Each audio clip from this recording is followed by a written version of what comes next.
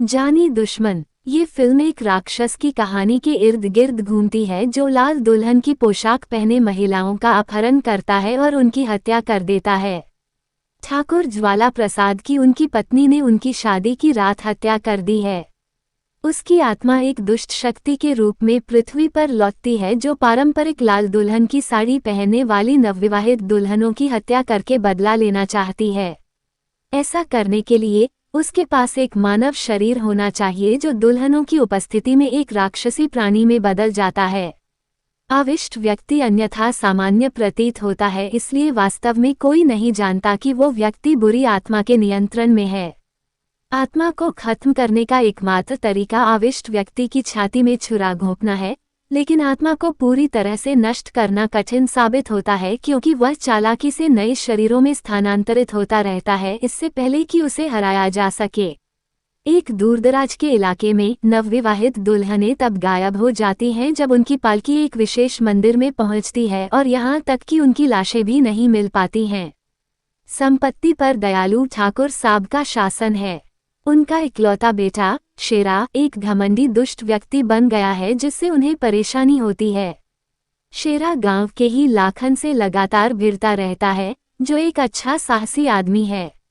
लाखन को गांव की एक सुंदरी रेशमा से प्यार है, वह भी उससे प्यार करती है। शेरा रेशमा को चाहता है जिससे उसके और लाखन के बीच मनमुटाव बढ़ जाता है।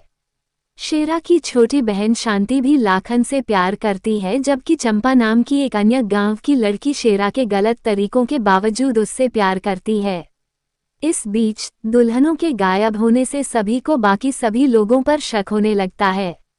कुछ लोगों को एक स्थानीय आवारा व्यक्ति पर संदेह होता है जिसे मानसिक स्वास्थ्य संबंधी समस्याएं हैं। दूसरों को स्थानीय पुजारी पर संदेह होता है क्योंकि दुल्हनें मंदिर के पास से गायब हो जाती हैं, और अंततः कई लोगों को मनमौजी शेरा पर संदेह होता है।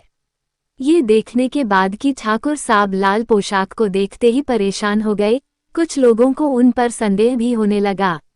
लाखन की छोटी बहन गौरी अपनी ही दुल्हन की बारात से गायब हो जाती है। उसकी बाली पुजारी के जूतों के पास पाई गई है जिसके कारण पूरे गांव ने उस पर हत्याओं का आरोप लगाया है। हालांकि वो अपनी बेगुनाही साबित करता है। लखन को गौरी के पूर्व प्रेमी अमर पर भी उसे भगाने का संदेह है।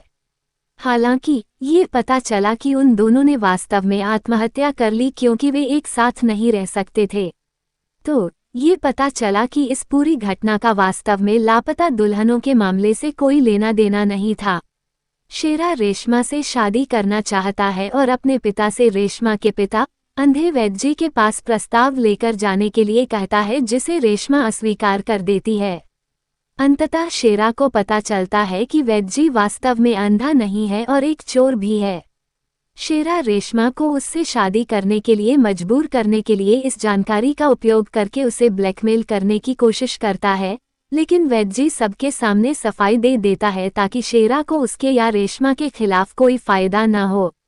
वह लाखन को रेशमा से शादी करने के लिए भी कहता है और दोनों आसानी से सहमत हो जाते हैं। इस बीच ठाकुर साहब की बेटी शांति की शादी तय हो जाती है और वह इसके लिए सहमत हो जाती है क्योंकि उसे पता चलता है कि लाखन रेशमा से प्यार करता है, उससे नहीं। उसकी सुरक्षा के लिए लाखन उसकी पालकी के साथ चलता है। वह सुरक्षित रूप से अपने गंतव्य तक पहुंच जाती है, लेकिन वास्तव में इसका कारण उसके पिता के डर के कारण पारंपरिक लाल दुल्हन की साड़ी नहीं पहनना है। आखिरकार सभी का संदेह ठाकुर साहब की ओर हो गया क्योंकि उनकी अपनी बेटी शांति को बख्श दिया गया था जबकि बाकी सभी नवविवाहित दुल्हनें गायब हो गईं। इसके अतिरिक्त वह लाखन के अलावा एकमात्र ऐसे लोगों में से एक था जिसे शांति की सुरक्षा की योजना के बारे में पता था। ठाकुर साहब आत्महत्या करने की कोशिश करते हैं, लेकिन उनकी पत्नी बताती है कि उनके बेटे शेरा को भी बदली हुई योजनाओं के बारे में पता था। ठाकुर साहब सभी को आश्वासन देते हैं कि चाहे कोई भी दोषी हो, वो उन्हें सजा दिलाएंगे, भले ही वो उनका अपना बेटा शेरा ही क्यों न हो। रेशमा का अपहरण करने के बाद शेरा भागने की कोशिश करता है, लेकिन उसे लाखन द्वारा रोक दिया जाता है और जब वह आग की चपेट में आने के बाद मरने वाला होता है, तो चंपा उसे बचाने के लिए कूद पड़ती है। आखिरकार शेरा को अपनी मूर्खता का एहसास होता है और वह चंपा की अपने प्रति भक्ति को स्वीकार कर लेता है। लाखन और रेशमा की शादी हो जाती है। रेशमा की पालकी मंदिर पहुंचती है और एक राक्षसी दिखने वाला व्यक्ति उसका अपहरण कर लेता है। लाखन उनका पीछा करते हुए एक गुफा में चला जाता है। वह शेरा को भी वहां देखता है, लेकिन उसे एहसास होता है कि शेरा ने भी उसी राक्षस का पीछा किया था।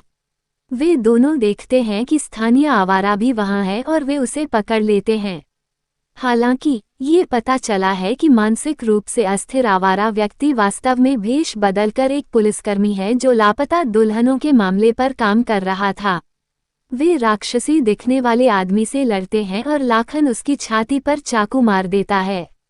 ये पता चला कि यह वास्तव में ठाकुर साहब ही थे जो हमेशा से राक्षस थे, लेकिन चूंकि वह वास्तव में एक अच्छे इंसान हैं, इसलिए उनकी अपनी आत्मा ज्वाला प्रसाद की बुरी आत्मा को किसी और पर हावी होने से रोकने की कोशिश करती है, इससे पहले कि वह उसे छोड़ने के लिए सहमत हो जाए। प्रतिशोधपूर्ण तरीके। अंत में ठाकुर साहब ये सुनिश्चित करने के बाद मर जाते हैं कि बुरी आत्मा हमेशा के लिए चली गई है।